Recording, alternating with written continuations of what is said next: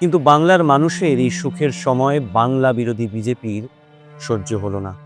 গরিবের মুখে হাসি ফুটলে যাদের গাত্রদাহ হয়, সেই কেন্দ্রীয় সরকার শুরু করলো এক নোংরা রাজনীতি।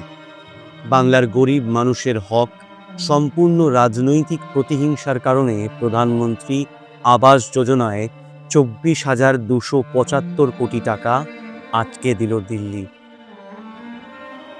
100 দিনের কাজ 4 বছর বন্ধ করে দিয়েছে, আবাস যোজনা বন্ধ করে দিয়েছে, গ্রামীণ রাস্তার কাজ বন্ধ করে দিয়েছে, হাইকোর্ট অর্ডার দিয়েছে, সুপ্রিম কোর্ট অর্ডার দিয়েছে। এটা আমাদের অপরাধ ভালো কাজ করা? দিনের পর দিন, মাসের পর মাস, বছরের পর বছর বাংলার সরকার বারবার আবেদন করলো, কিন্তু কেন্দ্রের থেকে না পাওয়া গেল সদুত্তর, না পাওয়া গেল আশ্বাসের আলো।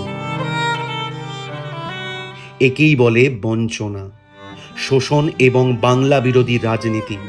একেই বলে বাংলার মানুষের প্রতি চরম অবহেলা। সমস্যার কথা কি আর বলবো, আপনারা এসে পজিশন তো দেখতেই পাচ্ছেন। বৃষ্টি হলে যে বর্ষায় কি জল পড়ে আর কি অবস্থায় থাকি আমি জানি, আমার ওপরওয়ালা জানে।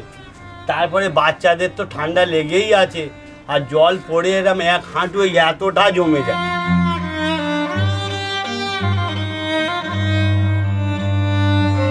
লক্ষ লক্ষ মানুষ যারা আশা করেছিলেন এবার তাদের পাকা ছাদ হবে, তাদেরই সেই স্বপ্নকে মাঝপথে থামিয়ে দেওয়া হলো।